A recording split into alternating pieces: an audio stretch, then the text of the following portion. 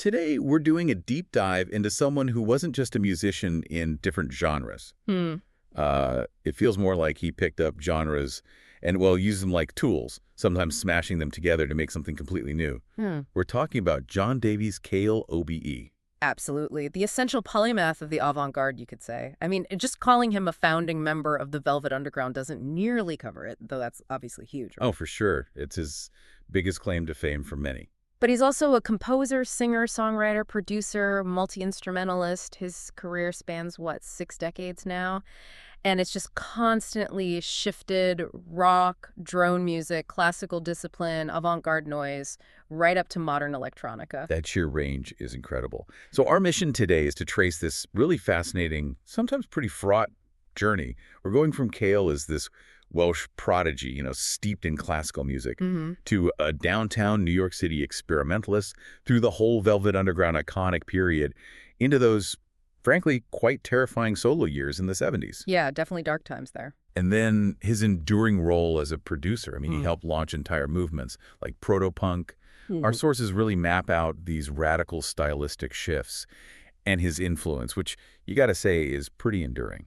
And I think a good way to frame Cale's whole career is as a study in collision, deliberate collision even. Okay. Collision between what? Well, primarily between the discipline, the rigor of European classical music, the stuff he learned growing up in Wales, and then the absolute untamed chaos of American rock and roll he found later. Right. Structure versus noise. Exactly. And his core strength, I think, is just his adaptability, moving so easily between viola, bass, keyboards, piano, his voice, and innovating on pretty much all of them. You can see that constant movement just by glancing at the labels he's been on, can't you? Columbia, Reprise, Island, A&M, Domino. Never staying put. He never seemed to stay in one place long enough to get too comfortable, did he? So here's the big question we're trying to unpack today, and it kind of sums up that duality you mentioned. Yeah. How did the guy who composed this, beautiful, complex toccata in a Welsh church end up, maybe 2 decades later, seriously wanting to record a rock album with the amplifiers literally submerged underwater? Yeah, that's the Cale paradox, isn't it? That journey, that bridge between those 2 points, that's the deep dive. Okay, let's unpack this. Yeah. So to really get that collision, we have to start with the classical roots. John Davies Cale, born March 9th, 1942. Garnant, Carmarthenshire, southwest Wales, a mining village. And his early life, right away, sets up this duality we talked about. He grew up bilingual, but it was kind of fractured, His dad, Will Cale, only spoke English. Okay. But his mother, Margaret Davies, who was a primary school teacher, she taught him Welsh. So Cale actually didn't start learning English until he was about 7 at school. Wow, really? So Welsh was his first language, basically. Yeah, giving him this really deep, early connection to the language and culture of his home, distinct from his father's influence. And this cultural root then gets combined with some serious musical training pretty early on. Oh, absolutely. He showed talent early, played the organ at Ammanford Church. And get this, the BBC actually recorded a toccata he composed back then. No way, as a kid. Yeah. And apparently, some commentators at the time were comparing that early piece, which, a toccata requires some technical chops, to the Soviet composer Aram Khachaturian. Khachaturian. That's quite a comparison for a young composer. Suggests something pretty dramatic, maybe. Right. A certain dramatic, maybe slightly exotic romantic feel, even in his earliest classical stuff. This wasn't just messing around on the organ. He got really good on the viola, joined the National Youth Orchestra of Wales, the NYOW, when he was only 13. 13. Okay, so serious talent. Definitely. That really cemented his technical skills, and it all led to him getting a scholarship to study music at Goldsmiths College, University of London. Okay, Goldsmiths. And that's where the collision starts to happen, right? The classical discipline hits the avant-garde. Exactly. This is where it gets really interesting. Because this shift, it wasn't just accidental drift. It feels like a deliberate philosophical choice he made. While he was at Goldsmiths, Cale just dove headfirst into the countercultural avant-garde scene, specifically Fluxus. Fluxus. Yeah. Right. That whole art movement, wasn't it? Performance art, simple stuff, breaking down barriers between disciplines. Precisely. It wasn't just about listening to weird music. It was about doing it, participating, organizing. So he got involved? Big time. He organized one of the early Fluxus concerts, a little festival of new music, July 6, 1963. And crucially, he conducted the very first UK performance of John Cage's concert for piano and orchestra. John Cage. Okay, that's a major influence right there. Embracing chance, silence. Totally transformative. That experience of interpreting Cage, working with those ideas, it really prepped him for the kind of, let's say, interdisciplinary chaos he'd later bring to rock music. And this fascination with the avant-garde, it leads him straight to America, doesn't it? 1963. Aaron Copland was involved. Yeah, Copland apparently saw his potential and recommended Cale for further study at Tanglewood, the big summer music academy in the States. But Tanglewood wasn't really where he landed, was it? It was more downtown New York. Exactly. Once he hit New York City, that formal institutional training kind of took a backseat pretty quickly to the downtown performance scene. He just jumped right in. What kind of stuff was he doing? Well, one of his first big things was participating in that notorious Eric Satie performance, Vexations. The 18-hour, 40-minute piano marathon, September 9th, 1963. He did it alongside John Cage and a few others. 18 hours. Yeah. Playing the same short piece over and over, like 840 times. Yep. Unbelievable endurance required. And then, he actually appeared on that TV panel show, I've Got a Secret. Wait, his secret was that he'd played piano for 18 hours straight. Basically, yeah. It's kind of peak 1960s avant-garde celebrity, isn't it? Turning this intense artistic endurance thing into, pop culture trivia. That's wild. But beyond the stunts, this whole immersion was creatively vital for him. Oh, absolutely foundational. He played in Lamonte Young's group, the Theater of Eternal Music, drone music. Right. Those really long, sustained notes. Patience, texture. Exactly. It teaches you how tiny sonic shifts can build huge tension. And that's precisely the kind of thinking he brought into the Velvet Underground sound later. And it was in that group, playing drone music, that he met Sterling Morrison. Ah, another key connection. So what was the big takeaway for him, philosophically, from Cage and this whole scene? Well, Cale himself said that Cage's writings, Cage's mentorship, it gave him this crucial, relaxed, artistic outlook. He felt it kind of freed him from what he saw as this, crippling need European composers felt to constantly justify and intellectualize everything they did. So Cage gave him permission to just experiment. Pretty much. Permission to experiment wildly without needing approval or having to write a thesis about it every time. And he took that license, that freedom, straight into forming the Velvet Underground. Which brings us right to the crucible. The Velvet Underground. Cale co-founds it with Lou Reed in 1965. They bring in Angus MacLeish and Sterling Morrison. Just a perfect storm, really, of downtown art school thinking and raw rock energy. Yeah, but that initial lineup hit a snag almost immediately, didn't it? A philosophical one. What happened? The band got offered their first paying gig, just $75, playing at Summit High School, and Angus MacLeish just quit on the spot. Quit? Why? He saw taking money for their art as, the ultimate sellout, betraying the purity of the art form. Wow. That's quite ironic considering the VU legacy and, well, the money it generates now. Totally ironic. Anyway, MacLeish is out and Mo Tucker comes in on drums. Now, Cale apparently had some initial objections, kind of old-fashioned ideas about having a woman drummer. Really? Cale? Yeah, according to the sources. But he very quickly realized how essential she was.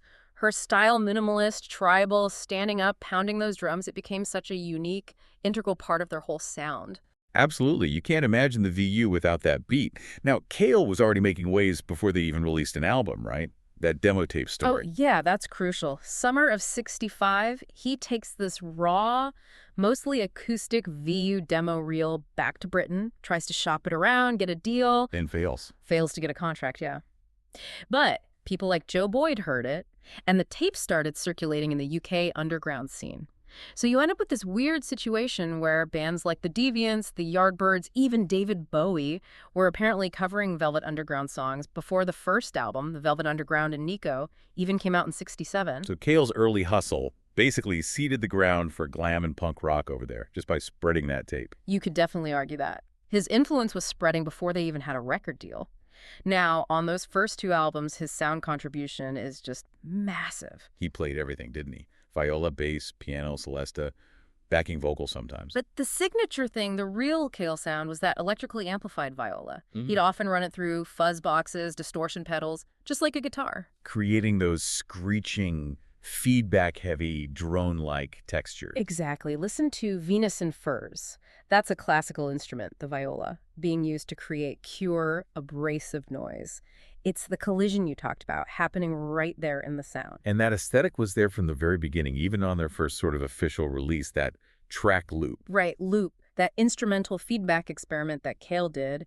It was given away as a flexi disc with Aspen magazine. That was technically their first commercially available recording, and it's pure Cale noise exploration. Now, the dynamic between Cale and Reed, that was the engine, wasn't it?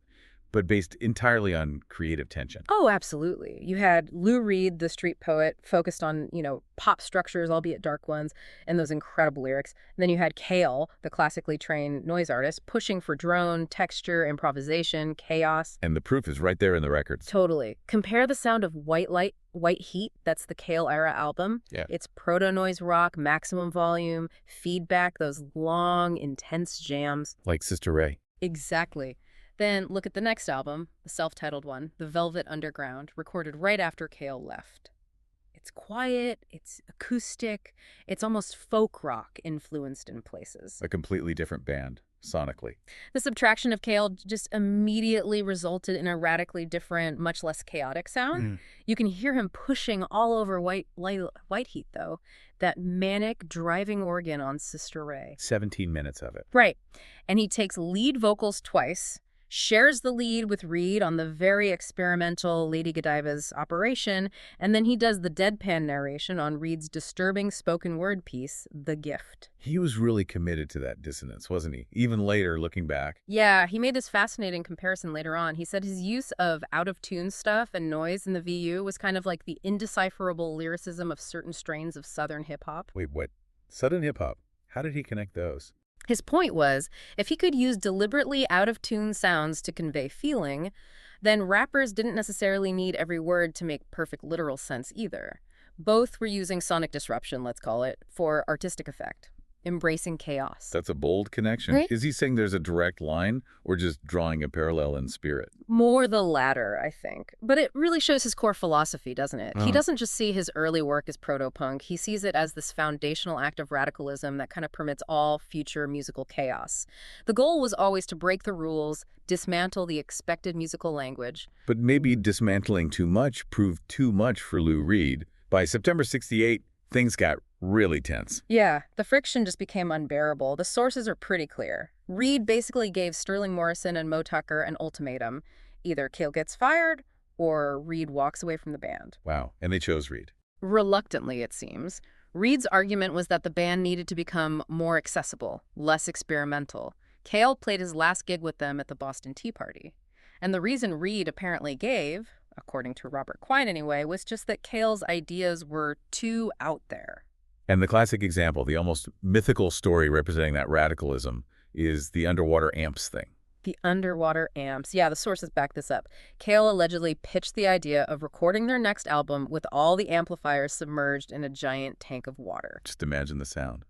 Or the electrocution risk. Right. Reed totally rejected it. Too destructive, too anti-commercial, too Cale, basically. It makes you wonder, though, if Reed hadn't fired him and Cale had somehow pulled off recording an album underwater, how different would noise rock history be? Impossible to know. Yeah. Mo Tucker's quote about his departure really sums it up, doesn't it? It does. She said, when John left, it was really sad. The lunacy factor was gone.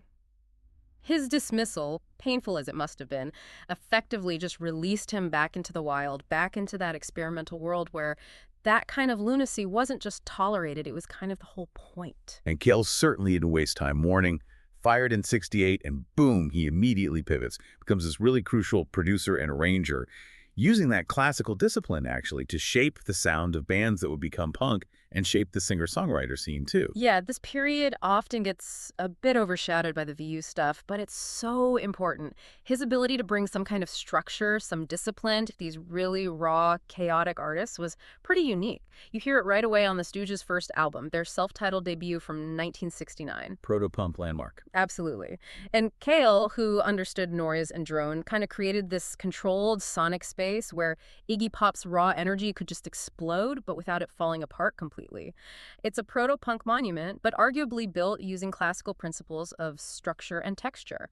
And then there's his work with Nico, that incredible trilogy of albums, the Marble Index from '68, Desert Shore in '70, and The End in '74. He was almost like her musical interpreter. Totally. He took her harmonium, her unique, chilling voice, and surrounded them with this incredible array of instruments, viola, cello, piano, but used in really unusual, stark ways.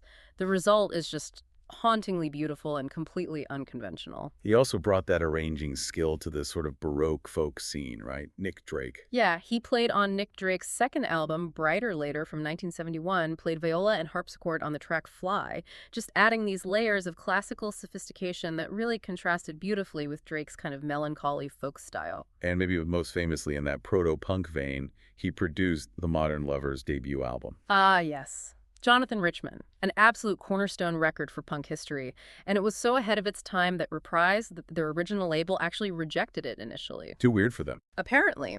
It didn't get properly released until later, on Berserkly Records, but by then its influence had already spread. Cale captured that minimalist, naive, but intense sound perfectly. And while all this production work is happening, he's also launching his own solo career. Right.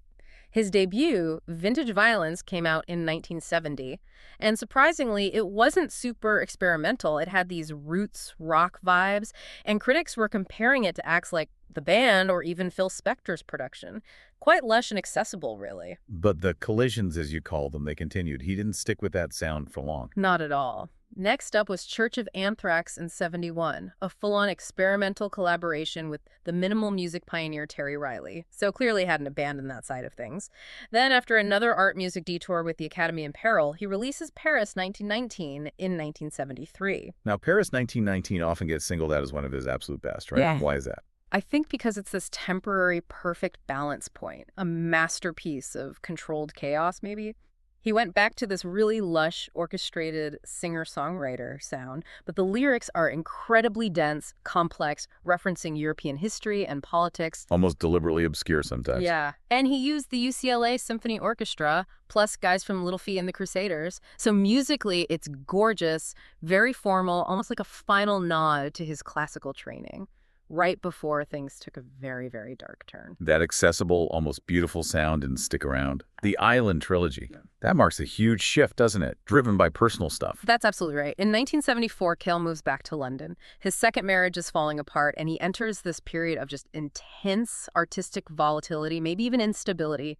He puts out 3 albums back to back to back for Island Records: Fear in '74, Slow Dazzle in '75, and Helen of Troy, also '75. And the sound. Dark, threatening, full of barely suppressed aggression. That's the defining characteristic of those records. And the music itself starts to reflect that paranoia, that aggression. Oh, totally. Listen to tracks like Leaving It Up to You, or especially Fear is a Man's Best Friend from the Fear album. They might start out sounding somewhat conventional, almost like pop rock. Yeah. But then the mood just curdles, it gets paranoid, confrontational, and often the music itself just breaks down instrumentally into, well, one critic famously called it a morass of discordance and screaming. Wow. Who is he working with then? Still high-profile collaborators. Yeah, people like Phil Manzanera and Brian Eno from Roxy Music were involved.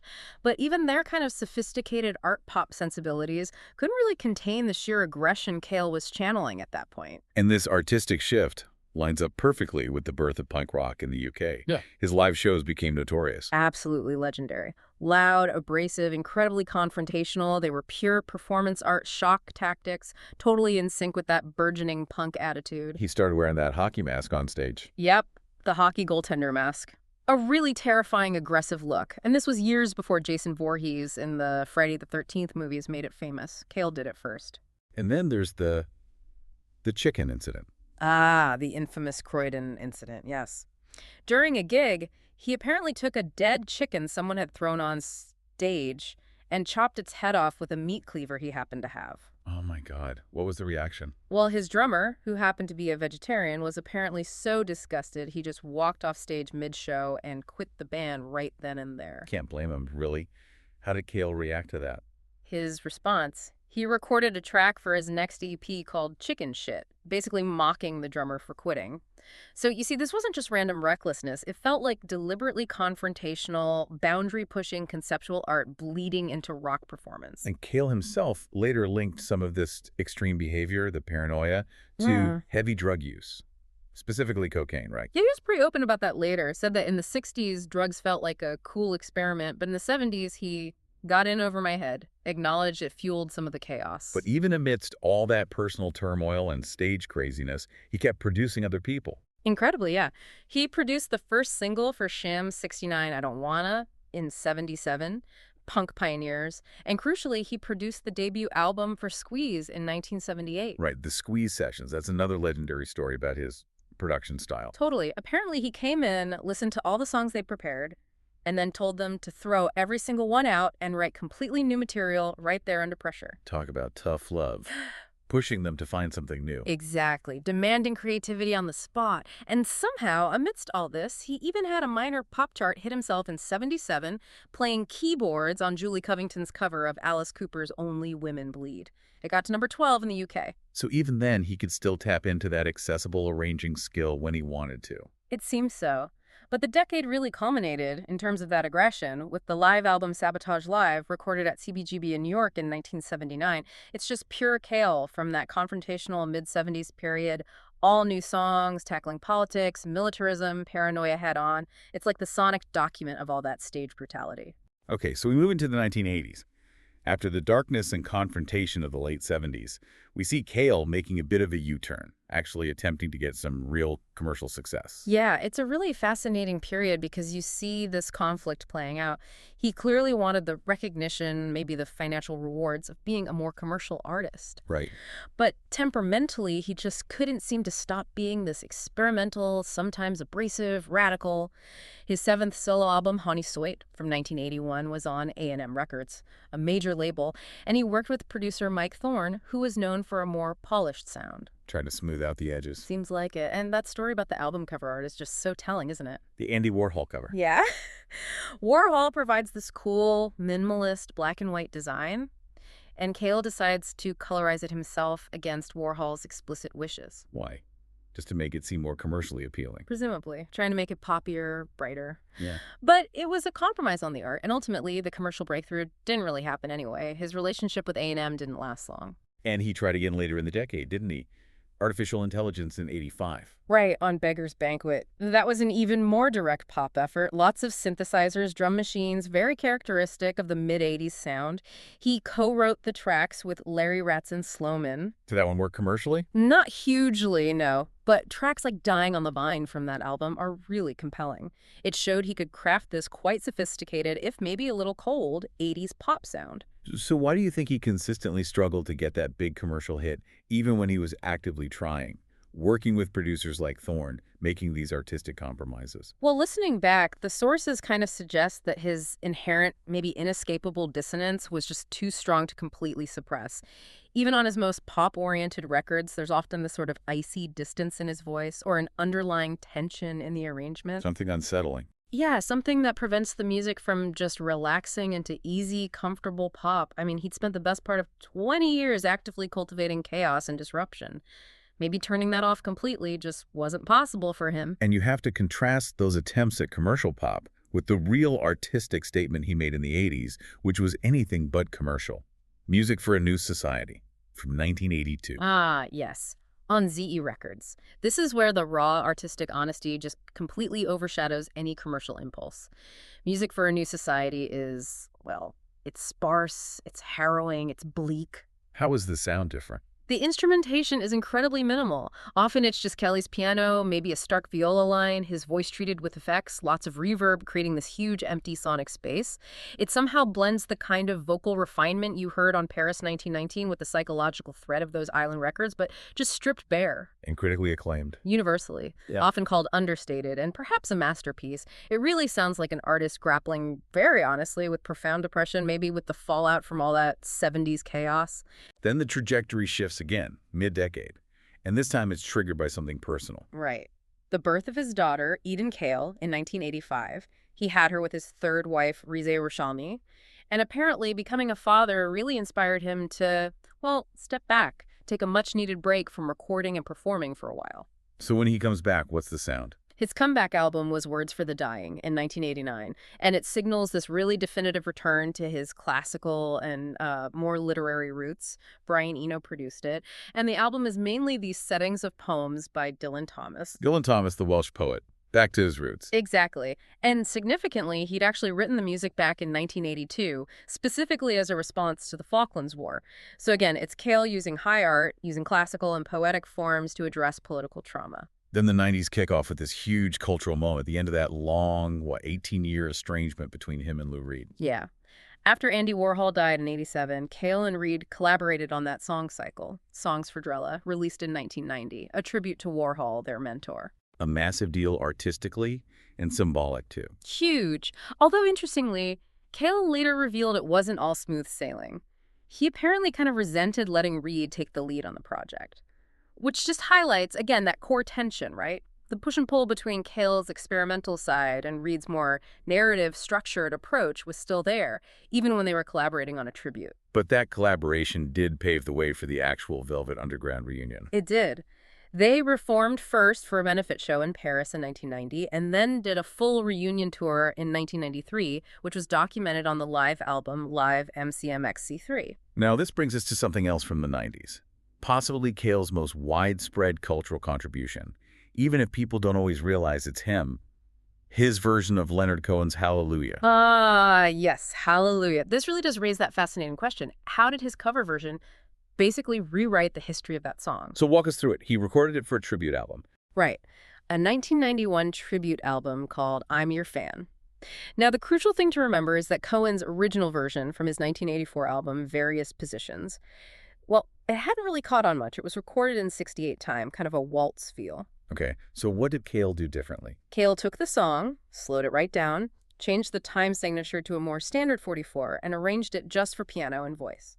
Crucially, he also selected a very specific set of verses from the many that Cohen had actually written for the song. So Cale essentially reconstructed the song's structure and its emotional core for a wider audience. That's exactly it. He found the emotional accessibility in it, his choice of verses, that stately, incredibly heartfelt piano arrangement that became the blueprint. That's the structure and the feeling that almost every subsequent cover version, including Jeff Buckley's incredibly famous one from 1994, was based on. So without John Cale's interpretation, Hallelujah might very well have just remained a relatively obscure Leonard Cohen deep cut. Cale is the one who really unlocked its potential and turned it into the global standard it is today.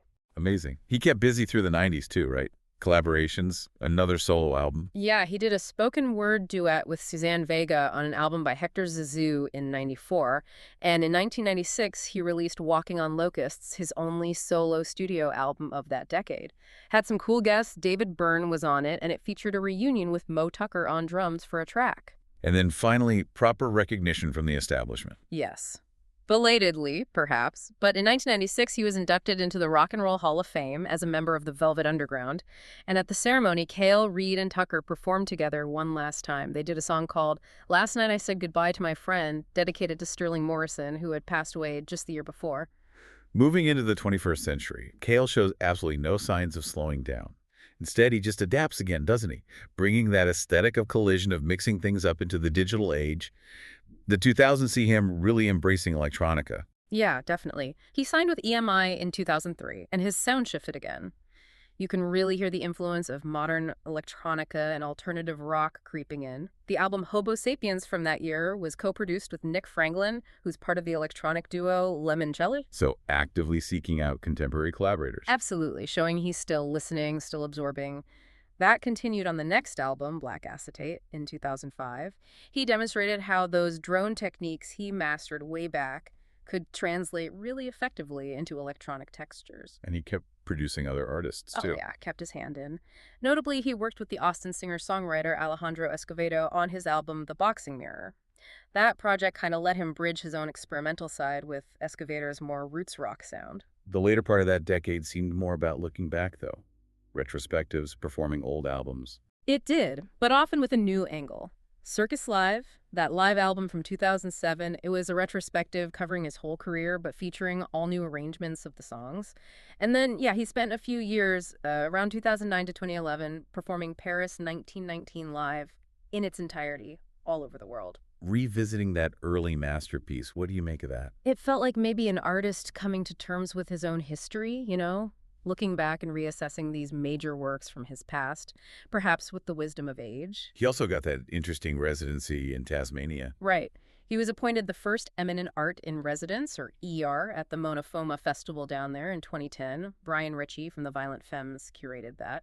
And Cale used the opportunity to present some multimedia work, including one piece called Didio Du, meaning Dark Days, Yeah. which apparently focused a lot on his relationship with the Welsh language, still exploring those roots. Incredibly, he's still putting out vital new music now, well into his 80s. He's refusing to just be a legacy act. Totally prolific. Shifty Adventures in Nookie Wood came out in 2012, and that had a track featuring Danger Mouse. Again, collaborating with really current, influential producers. Still curious, still experimenting. And he even revisited music for a new society, didn't he? Yeah, that was fascinating. In 2016, he released MFANS, which wasn't just a remaster. It was completely new, re-recorded, often radically different versions of those incredibly bleak songs from the '82 album. Why revisit such a dark period?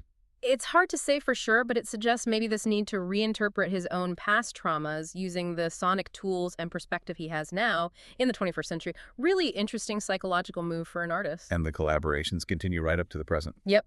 Worked with the Welsh electronic artist Kelly Lee Owens on her track Corner of My Sky in 2020.